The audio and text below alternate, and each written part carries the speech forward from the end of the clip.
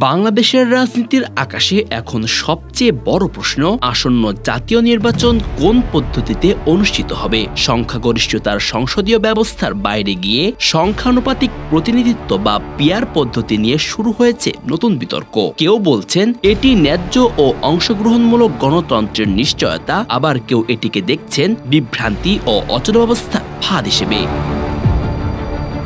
PR পদ্ধতির পক্ষে যাদের অবস্থান তাদের মধ্যে আছে বাংলাদেশ জামায়াতে ইসলামী। তারা মনে করছেন পিআর পদ্ধতি ছাড়া সুষ্ঠু ভোট সম্ভব নয়। নায়েবে আমির সৈয়দ আব্দুল্লাহ মোহাম্মদ তাহের স্পষ্ট ভাষায় বলেছেন, এটি শুধু দলের দাবি নয়, সুষ্ঠু ভোটের শর্ত ও জনগণের ন্যায্য অধিকার। প্রয়োজনে আন্দোলনে জোট হতে পারে।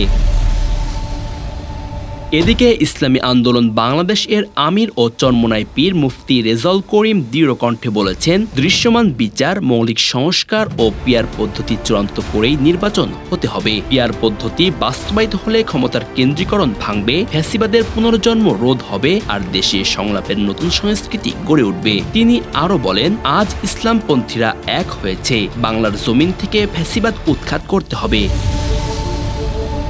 পিআর পদ্ধতির পক্ষে খেলাফত মজলিসের মহাসচিব ডক্টর আহমেদ আব্দুল কাদের বলেছেন, লেভেল প্লেয়িং ফিল্ড নিশ্চিত ও আইন শৃঙ্খলার উন্নতির জন্য পিআর নির্বাচন হতে হবে। আমরাও চাই জনগণ যেন নিরাপদে ভোট দিতে পারে।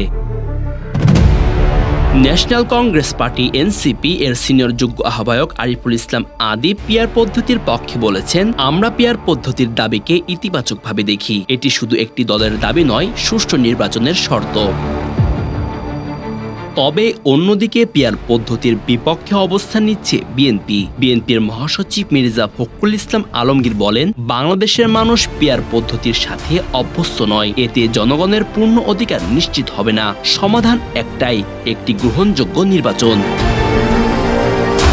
বিএনপির ভারপ্রাপ্ত চেয়ারম্যান তারেক রহমান বলেছেন, বাংলাদেশের বর্তমান পরিস্থিতিতে পিআর নির্বাচন উপযুক্ত নয়। পিআর পদ্ধতিতে ভিন্নমত থাকলেও সেটিই রাজনৈতিক সৌন্দর্য, আর সকলের ঐক্যবদ্ধ প্রচেষ্টায় এই সংকট সমাধান সম্ভব। তিনি আরো বলেন, ধর্মীয় পরিচয়কে পুঁজি করে কেউ যেন রাজনীতি করতে না পারে, সেদিকেও সতর্ক থাকতে হবে। গণতান্ত্রিক শক্তির বিরোধ এমনভাবে বাড়ানো যাবে না যাতে পলাতক স্বৈরাচার সুযোগ পায়। এখন প্রশ্ন থেকে যাচ্ছে, বাংলাদেশের গণতন্ত্রের দিগন্তে কোন সূর্য উদিত হবে। একদিকে জামাত, ইসলামী আন্দোলন ও ধর্মভিত্তিক কয়েকটি দল পিআরকে নতুন ভোরের আলো বলে ব্যাখ্যা দিচ্ছে, অন্যদিকে বিএনপি মনে করছে এটি কেবল ভোটের রাজনীতিতে নতুন অচলাবস্থা তৈরি করবে।